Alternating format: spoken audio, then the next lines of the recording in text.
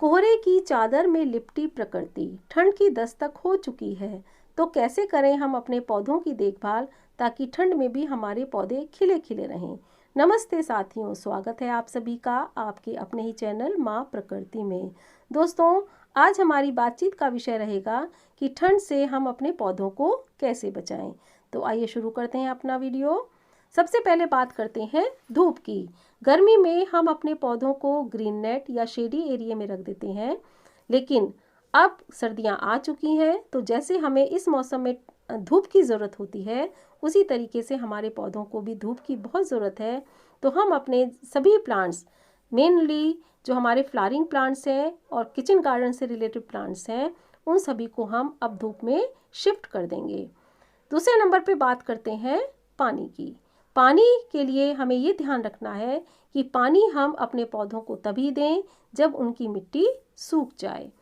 कुछ पौधे ऐसे होते हैं जिनको कम पानी की ज़रूरत होती है, और कुछ पौधे होते हैं जिनको ज़्यादा पानी की ज़रूरत होती है।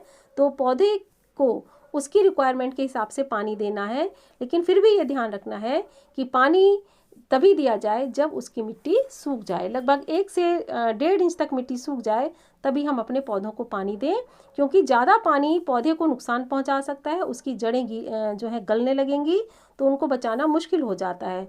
और यदि हम अपने पौधों को पानी कम दिया हुआ है हमने, तो हम उनको जब पानी देंगे तो वो फिर से खिल जाएंगे। तो इस तरीके से पानी हमें तभी देना है जब उनकी मिट्टी सूख जाए। तीसरे नंबर पे बात करते हैं खाद की। तो चूंकि हमने अब जो इस समय सीजनल प्लांट्स लगाए हैं, तो जो उनके लिए हमने मिट्टी तैयार की है, हम उसमें खाद दे चुके हैं। तो इस समय हमें उनको खाद देने की ज़रूरत नहीं है। इसके अलावा भी हम अपने सभी प्लांट्स में सितंबर अक्टूबर में खाद दे चुके हैं।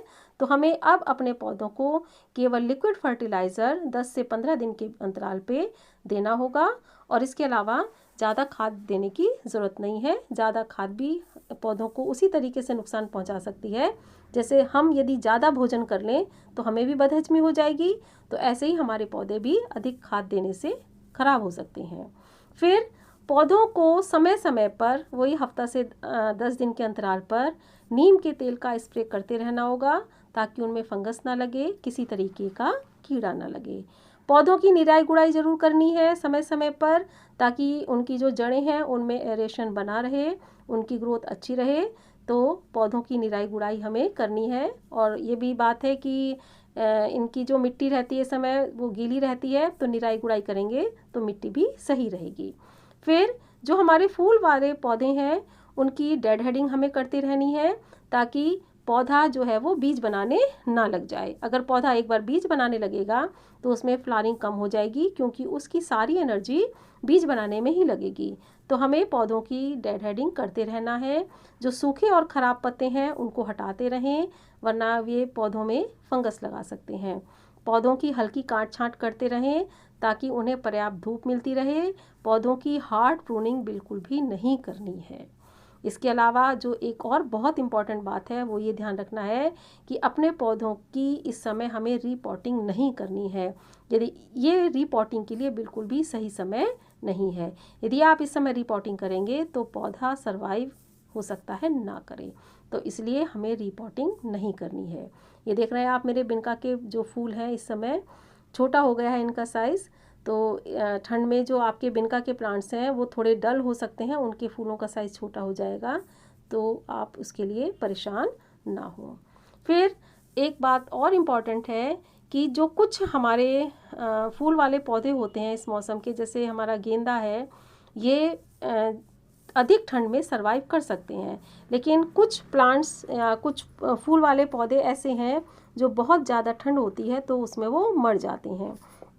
तो ऐसे प्लांट्स के लिए आपको उनको अलग कर लें, और उनको ओस से बचाने के लिए, पाले से बचाने के लिए उनको ऐसी जगह पर रख दें जहाँ पर उनको धूप भी मिलती रहे और उनको ओस और पाले से बचाव हो सके। तो ये वाली बात आप बहुत ध्यान रखें, वरना इनकी पत्तियाँ जो हैं वो जलने लगती हैं और गलनी सी शुरू हो जाती हैं। इसके अलावा एक और इम्पॉर्टेंट बात है कि जो इस समय परमानेंट प्लांट्स हैं वो ज़्यादातर इस समय डॉर्मेंसी में चले जाते हैं। तो ये जो डॉर्मेंसी का पीरियड होता है, इनके लिए रेस्ट टाइम होता है। तो इनकी आप बार बार इनके साथ छेड़छाड़ ना करें, क्योंकि ये डल लगते हैं। और आप अगर सोचेंगे कि मेरा पौधा ख़राब हो रहा है और आप उसमें खाद डालेंगे या उसकी कटिंग करेंगे तो उसको नुकसान हो सकता है। तो चूंकि इस समय वो रेस्ट कर रहा है तो उसे रेस्ट करने दीजिए। आप उनमें नॉर्मल वही लिक्विड फर्टिलाइज़र या थोड़ा बहुत पानी का छिड़काव करते रहें, वही उनके लिए सफिशेंट है। ये देखिए मेरा पौधा इसका बोगनविलिया का ख़राब सा हो रहा है। तो पतझड़ का मौसम है, ये समस्या कुछ पौधों में आ सकती है, तो इसके लिए परेशान ना हो। पतझड़ है तो बाहर भी ज़रूर आएगी। तो इस तरीके की समस्या के लिए आप बिल्कुल भी चिंतित ना हो। और ये देखिए मेरा ये लेमन जो प्लांट है इसमें काफ़ी अच्छी फ्रूटिंग हुई है। मैंने इसमें सितंबर और फरवरी में फरवरी में इसकी कटिंग कर दी थी और इसमें मैंने यही वर्मी कंपोस्ट दिया था इस बार, और इसके बाद मैंने सितंबर में दिया और आप देखिए कितनी अच्छी फ्रूटिंग हुई है। और इसके अलावा जो मैंने आपको भिंडी वाला अपना वीडियो दिखाया था उसमें मैंने आपको दिखाए थे जो ग्रो बैग्स बनाए थे उस समय, उनमें मैंने इस साल मूली लगाई थी। तो आप ये देखिए ये मैंने जो मूली लगाई थी उसमें कितनी अच्छी मूली आई है, इसे देखकर तो मुझे बहुत ही खुशी हुई। तो फ्रेंड्स, आपको मेरा वीडियो कैसा लगा, आपको ये जानकारी कैसी लगी, मुझे कमेंट बॉक्स में लिखकर ज़रूर बताएं। मिलते हैं अगले वीडियो में ऐसी ही किसी रोचक जानकारी के साथ। तब तक के लिए हैप्पी गार्डनिंग।